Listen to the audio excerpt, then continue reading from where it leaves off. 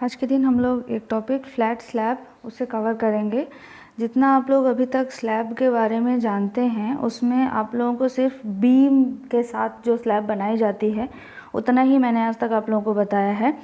जब हम लोग बीम वाली जो स्लैब होती है जब हम उसके बारे में देखते हैं तो सिर्फ इतना बात कवर होता है कि देखिए ये जो है ये बीम है। इसमें क्या होता है, जैसे ही जो भी लोड होता है पहले जो भी पैनल का जो लोड होता है, ये पैनल अगर हम बोलें स्लैब जो है इसका जो जितना भी लोड आता है पहले वो बीम में जाता है और फिर इसके बाद बीम से ये वाली जो बीम्स है इसके बाद मेन बीम में जाता है, इसके बाद कॉलम्स में कवर होता है और देन वो फाउंडेशन में भेज दिया जाता है। लेकिन जो इस बीम के साथ जो प्रॉब्लम है वो ये है कि इसमें जो बीम के लिए जो डेप्थ प्रोवाइड की जाती है वो बहुत ज़्यादा होती है। तो ऐसे केसेस में जहाँ पर हमें कुछ एरिया ले लीजिए जैसे कि पार्किंग की जगह हो गई, तो पार्किंग के लिए हमें टोटल डेप्थ जो चाहिए होती है, अवेलेबल डेप्थ जो चाहिए होती है रूम की या फिर पर्टिकुलर एरिया की, वो बहुत ज़्यादा चाहिए होती है। तो अगर हम लोगों ने बीम का जो कॉम्बिनेशन के साथ जो स्लैब दिया जाता है, वन वे हो या टू वे हो, अगर हमने वो प्रोवाइड किया तो अवेलेबल हाइट जो है एरिया की वो बहुत कम हो जाती है। तो एक स्पेशल केसेस में जैसे कि पार्किंग का स्लॉट हुआ या पेट्रोल, जहाँ पे पेट्रोल डीजल फिल कराते हैं पेट्रोल पंप वगैरह में, उसमें भी जो स्लैब डला होता है उसकी रिक्वायरमेंट हमें सिर्फ वहाँ इतनी होती है कि जो नीचे का जो एरिया है वो हमें बहुत ज़्यादा मिल जाए। इसके लिए या तो अगर हम लोग सिर्फ बीम के साथ जो स्लैब बनाई जाती है अगर हम उससे ही इस काम को कराना चाहेंगे तो इसके लिए हमें बहुत ज़्यादा हाइट प्रोवाइड करनी पड़ेगी, तभी हमारे लिए जो क्लियरेंस हाइट हमें मिलेगा वो हमारा काम जितना हमें चाहिए वो पूरा कर पाएगा। लेकिन इसी काम को हम लोग फ्लैट स्लैब से बहुत आसानी से कर सकते हैं क्योंकि फ्लैट स्लैब में बीम जो है वो प्रोवाइड नहीं की जाती हैं। क्योंकि बीम प्रोवाइड नहीं की जाती हैं इसलिए जो अवेलेबल टोटल हाइट होती है वो हमें बहुत आसानी से बहुत ज़्यादा मिल जाती है इन कंपैरिजन टू बीम के साथ जो स्लैब होती है उसके। एक तो ये है, दूसरा चीज़ ये भी है कि जहाँ पर हमें बहुत ज़्यादा लोड नहीं उससे बियर कराना होता है स्लैब से, ऐसी जगहों पर भी अगर हम बीम के साथ स्लैब बनाते हैं तो वो जो है अननेसेसरी वेस्टेज हो जाता है।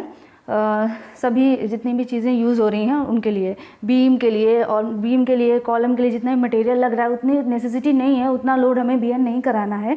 तो वहाँ पर भी हम फ्लैट स्लैब की नेसेसिटी, फ्लैट स्लैब को समझने की तरह जाते हैं क्योंकि ऐसे एरिया जहाँ पर हमें क्लियरेंस हाइट ज़्यादा चाहिए और लोड जहाँ पर हमें कम बियर कराना है वहाँ पर हम लोग फ्लैट स्लैब को प्रीफर करते हैं। अगर आप देखें तो इसमें जो लोड जो बियर करने का जो इसका तरीका है वो कुछ इस तरह है।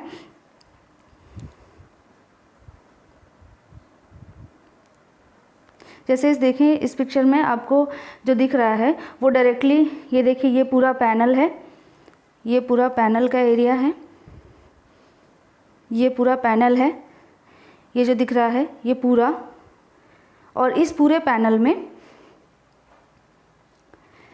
ये जो दिख रहा है ये पार्ट, ये हमारा कॉलम है और ये जो पार्ट दिख रहा है ये, इसे हम लोग बोलते हैं कॉलम हेड। इन सब के बारे में अभी पूरा डिस्कशन किया जाएगा बाद में, लेकिन अभी बस आपको इसका मैकेनिज्म समझना है कि ये किस तरीके से लोड को ट्रांसफ़र करता है। तो जितना भी पैनल का लोड होता है, पैनल का लोड डायरेक्टली क्या होता है कॉलम पे ट्रांसफ़र होता है। इसमें बीम पर कोई भी मतलब कॉन्सेप्ट नहीं ऐड होता है। तो जितना भी लोड है वो पूरा आपका एक साथ जो है कॉलम बियर करेगा। ठीक है, तो अब देखिए ऐसा कोई ज़रूरी नहीं है कि ये जो हम लोग जो स्लैब दिख रही है वो हमेशा ऐसी ही बनाई जाए। कई तरीके से भी स्लैब बनाई जा सकती है। जैसे कि फर्स्ट टाइप अगर आप देखें तो वो ये है जिसमें ये स्लैब पूरा दिख रहा है आपको, ये पूरा पार्ट जो है, ये पूरा पार्ट जो है ये पूरा स्लैब है ये, और ये कॉलम का पार्ट दिख रहा है। तो मतलब जो फर्स्ट टाइप है उसमें आपको सिर्फ आपको कॉलम दिया जाएगा और फ्लैट स्लैब मतलब उसका स्लैब वाला पार्ट होगा, इसमें और कोई भी पार्ट एक्स्ट्रा नहीं होगा। तो अगर हम इस चीज़ को डायग्राम के फॉर्म में देखें तो कुछ ऐसा मिलेगा। ये जो टाइप होता है इसमें ये एरिया जो है वो स्लैब को रिप्रेजेंट कर रहा है और डायरेक्टली लोड जो है वो डायरेक्टली कॉलम में ट्रांसफ़र किया जा रहा है। इस तरीके के हम लोग टाइप को बोलते हैं flat slab without column head and without drop. Drop और कॉलम हेड क्या है वो अभी आपको दिखेगा। सेकेंड टाइप देखिए, सेकेंड टाइप जो है उसमें आपको ड्रॉप तो प्रोवाइड किया गया है लेकिन कॉलम हेड जो है वो नहीं प्रोवाइड किया जा रहा है। ड्रॉप देखिए, ड्रॉप डायग्राम अगर आप देखें तो कुछ इस तरह के हम लोग रिप्रेजेंट करते हैं। मतलब स्लैब का थोड़ा सा और थिकनेस जो है कॉलम के पास वाले एरिया में स्लैब की थिकनेस बढ़ा दी जाती है, तो वो जो बड़ी वाली थिकनेस होती है उसे हम लोग ड्रॉप बोलते हैं। अगर आप इसका डायग्राम देखना चाहें तो वो कुछ इस तरह दिखेगा। ठीक है, ये जो थिकनेस है, ये बढ़ी हुई जो थिकनेस है, ये पूरा हमारा ड्रॉप का एरिया होता है। ठीक है, मेनली ड्रॉप प्रोवाइड करने का रीज़न क्या होता है, कहीं कहीं पर ऐसी कंडीशंस होती हैं जब हमारा जो स्लैब है, जो फ्लैट स्लैब है, उसका जो टोटल लोड है वो बहुत ज़्यादा है। उसकी वजह से जो लोड ट्रांसफ़र करते टाइम जो शेयर इफ़ेक्ट हो रहा है वो पंचिंग शेयर की वजह से बहुत ज़्यादा लोड डायरेक्टली ट्रांसफ़र हो जाता है थोड़े से एरिया में। मतलब थोड़े, क्योंकि स्लैब का जो एरिया होता है वो बहुत ज़्यादा होता है और स्लैब जो है जब वो पूरा लोड अपना ट्रांसफ़र करेगी एक कॉलम में, जबकि कॉलम का जो क्रॉस सेक्शनल एरिया होता है वो बहुत कम होता है, जब उसमें ट्रांसफ़र करेगा तो पंचिंग इफेक्ट की वजह से स्ट्रेस बहुत ज़्यादा हो जाएगा। और अगर बहुत ज़्यादा लोड हो गया, शेयर स्ट्रेस बहुत ज़्यादा है, पंचिंग इफेक्ट की वजह से क्या होगा, होल क्रिएट हो जाएगा और स्लैब जो है वो पूरी गिर जाएगी। इसलिए इस इफेक्ट को रोकने के लिए हम लोग करते क्या हैं, लोड को हम लोग थिकनेस बढ़ाते हैं। थिकनेस बढ़ाने से क्या होता है कि पंचिंग का जो इफ़ेक्ट होता है वो उतना नहीं क्रिएट हो। जो शेयर स्ट्रेस है वो पहले क्या होता है, टोटल लोड होता है, टोटल लोड से वो थोड़ा सा ज़्यादा थिकनेस वाली हाइट पे जाएगा और फिर उतने एरिया से फिर कम एरिया में कॉलम के क्रॉस सेक्शनल एरिया में जाएगा। तो पंचिंग इफेक्ट जो है वो कम हो जाता है और हमें जितना लोड चाहिए होता है, जितना स्ट्रेस चाहिए होता है जो कॉलम बियर कर सकता है, वो हमें अचीव हो जाता है। थर्ड जो टाइप है उसमें देखिए, थर्ड जो टाइप है उसमें हम लोग कॉलम हेड तो भी कॉलम हेड जो है वो प्रोवाइड कर रहे हैं और ड्रॉप प्रोवाइड नहीं कर रहे हैं। तो ड्रॉप क्या है ये तो आपको पता चल गया, कहाँ पे ज़रूरत पड़ती है, जहाँ पे पंचिंग इफेक्ट बहुत ज़्यादा हो जाता है वहाँ ज़रूरत पड़ती है। कॉलम हेड का मेनली क्या, और एक चीज़ और, ड्रॉप को हम लोग जो ड्रॉप को हम लोग पार्ट मानते हैं वो हम लोग स्लैब का पार्ट मानते हैं। मतलब स्लैब की थिकनेस बढ़ाकर हम ड्रॉप बनाते हैं, कुछ ऐसा एज्यूम किया जाता है।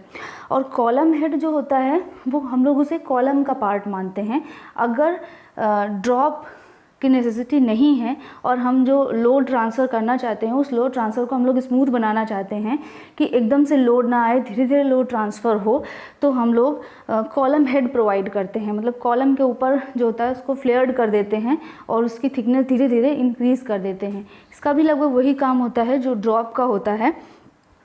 इस वाले जो आपको डायग्राम दिख रहा है उसमें हमने कॉलम हेड प्रोवाइड किया है, जैसे कि ये जो ग्रीन से दिखाई दे रहा है कॉलम हेड प्रोवाइड किया है, स्लैब है और कॉलम है।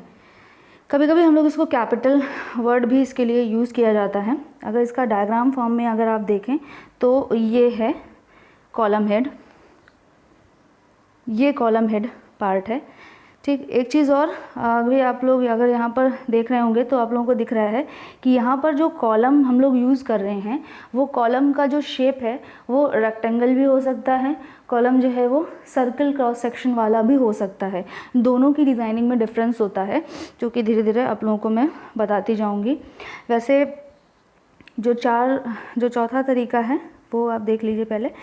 एक नेक्स्ट जो टाइप है उसमें हम लोग क्या करते हैं कि फ्लैट स्लैब को ड्रॉप भी प्रोवाइड करते हैं उसमें और हम लोग उसमें कॉलम हेड भी प्रोवाइड करते हैं। अगर इसका डायग्राम में आप देखें तो देखिए स्लैब है, उसके जस्ट नीचे हमने ड्रॉप प्रोवाइड किया है जिसको रेड कलर से इंडिकेट किया है और उसके भी नीचे हमने कॉलम हेड प्रोवाइड किया है और फिर आपका कॉलम होता है। रीज़न, जब शेयर बहुत ज़्यादा होता है और लोड एकदम से ट्रांसफ़र नहीं हो पा रहा होता है, पंचिंग इफेक्ट बहुत ज़्यादा होता है, तो इन सबको कम करने के लिए हम स्लैब की थिकनेस, कॉलम के पास आते आते स्लैब की थिकनेस थोड़ी बढ़ा देते हैं और फिर इसके बाद लोड को धीरे धीरे ट्रांसफ़र कराते हैं, धीरे धीरे वो कम एरिया में कवर होता है। तो एकदम से बहुत ज़्यादा एरिया से कम एरिया पे नहीं आएगा, धीरे धीरे क्रॉस सेक्शनल एरिया कम होकर वो कॉलम में पहुंचता है। चारों तरीके के टाइप का डिज़ाइनिंग अलग होता है, इसको आप डायग्राम फॉर्म में देख लीजिए। डायग्राम में अगर आप देखें तो ये देखिए, ये जो पार्ट है ये स्लैब है, ये जो है ये ड्रॉप है और ये कॉलम हेड है और ये कॉलम है, ठीक है। तो मेनली है क्या, देखिए इसमें जो ये है, इसमें देखिए रेक्टेंगल कॉलम यूज़ किया गया है और इससे पहले वाले उसमें सर्कुलर कॉलम यूज़ किया गया था। सबका डिज़ाइनिंग वगैरह में तो ये सब चीज़ें हमें ध्यान रखनी होती हैं, ठीक। मेनली 4 तरीके का हम लोग कॉलम 4 तरीके का जो स्लैब है, फ्लैट स्लैब होता है, वो हम लोग डिज़ाइन करते हैं। वैसे तो जब हम लोग प्रैक्टिकल में इस फील्ड में डिज़ाइन करते हैं तो हमें नेसेसिटी देखनी होती है कि हमें ड्रॉप देने की ज़रूरत है या नहीं, या कॉलम हेड देने की ज़रूरत है या नहीं। लेकिन अगर अभी के लिए अगर आपको क्वेश्चन में बताया जाएगा कि आपको विदाउट ड्रॉप डिज़ाइन करना है या विद ड्रॉप डिज़ाइन करना है, इसी तरह विदाउट कॉलम हेड डिज़ाइन करना है या विद कॉलम हेड डिज़ाइन करना है, तो जो भी आपको क्वेश्चन दिया जाए उसके अकॉर्डिंग डिज़ाइन करना। जब हम लोग प्रैक्टिकल फील्ड में होते हैं तो पहले हम चेक करते हैं कि क्या यहाँ पर ड्रॉप की ज़रूरत है या हमें कैपिटल हेड देने की ज़रूरत है, तो इस चीज़ को ध्यान में रखा जाता है। मेनली अभी हमें पढ़ना क्या है इस पूरे उसमें, हमें अभी फ्लैट स्लैब का डिफिनीशन देखना है और इसका एप्लीकेशन देखना है। तो सबसे पहले आप डिफिनीशन देख लीजिए फ्लैट स्लैब की। डिफिनीशन में यही है कि फ्लैट स्लैब जो है वो एक रेनफोर्स कंक्रीट स्लैब है जो कि बीम इसमें नहीं प्रोवाइड की जाती हैं, कॉलम में ये डायरेक्टली जो है वो रेस्ट करता है। कॉलम और ड्रॉप इसमें प्रोवाइड भी किया जा सकता है और नहीं भी प्रोवाइड किया जा सकता है। इसी तरह कॉलम हेड भी प्रोवाइड किया जा सकता है और नहीं भी प्रोवाइड किया जाता है, क्योंकि 4 टाइप मैंने आपको बताए। और ड्रॉप क्या है, ड्रॉप जो है वो स्लैब का ही मतलब कॉलम के पास में स्लैब की थिकनेस को हम लोग बढ़ा देते हैं, तो जो बढ़ा हुआ पोर्शन होता है उसे हम लोग ड्रॉप बोलते हैं। इसके अलावा कॉलम हेड जो होता है वो फ्लेयर्ड पोर्शन होता है कॉलम के टॉप में, जिसके ऊपर जो है स्लैब जो है सपोर्ट होती है। एप्लीकेशन क्या होता है, ये इस तरीके का जो कंस्ट्रक्शन होता है वो बहुत ही प्लीजिंग इफेक्ट देता है और इसमें जो अवेलेबल जो हेडरूम है, जो मेन हेडरूम अवेलेबल होता है वो बीम स्लैब के कंस्ट्रक्शन की कंपैरिजन में थोड़ा ज़्यादा होता है। इसके अलावा इसकी थिकनेस वगैरह कम होती है, बीम वगैरह नहीं होती हैं, इसलिए इसमें हमें काम कम करना पड़ता है इसके कंस्ट्रक्शन में। तो इसका जो कंस्ट्रक्शन है वो थोड़ा सा सस्ता भी होता है इन कंपैरिजन टू बीम। और ऐसी जगह पर जहाँ पर हमें पार्किंग देनी होती है, कमर्शियल बिल्डिंग्स होती हैं, होटल वगैरह होते हैं, क्योंकि इसका एस्थेटिक अपीयरेंस अच्छा होता है, इसलिए ऐसी जगह पर हम इस तरीके की स्लैब को प्रोवाइड करते हैं। सेकंड जो हमें देखना है वो है type of construction. Flat slab किस तरीके किया जाता है, वो 4 टाइप मैंने आपको बता दिए हैं। इसके अलावा methods for analysis of flat slab. Flat slab को हम लोग डिज़ाइन करने के लिए मेनली 2 मेथड्स यूज़ किए जाते हैं हमारे केस में। देखिए ये दोनों जो मेथड्स हैं, जो फर्स्ट मेथड होता है वो होता है डायरेक्ट डिज़ाइन मेथड, जिसे हम लोग एम्पिरिकल कोफिशिएंट मेथड भी कहते हैं। यही मेथड आपको पूरा डिटेल में पढ़ना है। इसे हम लोग एम्पिरिकल कोफिशिएंट मेथड इसलिए कहते हैं कि जब आप डिज़ाइनिंग स्टार्ट करेंगे तब आप लोगों को ये बात देखने को मिलेगी कि इसमें हम लोग कोफिशिएंट्स कैलकुलेट करते हैं और उनका जो है वो मोमेंट से मल्टीप्लाई करते चले जाते हैं उन कोफिशिएंट्स को। एम्पिरिकल कोफिशिएंट्स होते हैं, मतलब इनका डेरिवेशन वगैरह अवेलेबल नहीं होगा। ऑलरेडी ये प्रैक्टिकल पर्पस से ऑलरेडी डिफाइंड है कि इतना ही % मोमेंट हमें लेना है, ये सारे कोफिशिएंट्स यूज़ होंगे। अगर आप इसको देखना चाहें तो IAS कोड में ये आपको पेज नंबर 54, 56 और 55 में मिल जाएगा। क्लॉज नंबर 31.4 जो है वो पूरा आप लोगों को पढ़ना है। सेकंड जो मेथड होता है वो होता है इक्विवेलेंट फ्रेम मेथड होता है, और इसमें इसका डिज़ाइनिंग का जो तरीका होता है वो थोड़ा अलग होता है। इसमें हम लोग जो पूरी स्लैब होता है, स्लैब का जो पैनल हम लोग डिज़ाइन करते हैं, वो पैनल उसको हम लोग पूरा एक रिजिड कंटिन्यूस फ्रेम मान के सॉल्व करते हैं।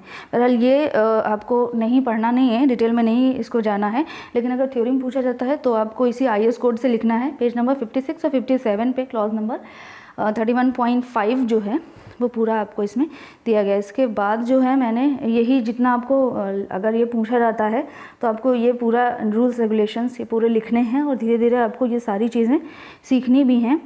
आपको जो है सिर्फ पहला ही मेथड सीखना था। ठीक है, एक चीज़ और, जब आप लोग फ्लैट स्लैब की डिज़ाइनिंग स्टार्ट करेंगे तो उसके बाद आप लोगों को क्लॉज नंबर 31, पेज नंबर 53 से लेकर 61 इतने पूरे पेजेस आप लोग पढ़ लीजिएगा, एक बार गो थ्रू हो लीजिएगा। मैं फिर डिटेल में पढ़ाऊँगी तो आप लोगों को ये पूरा जो है समझ में आएगा। ठीक है, थैंक यू।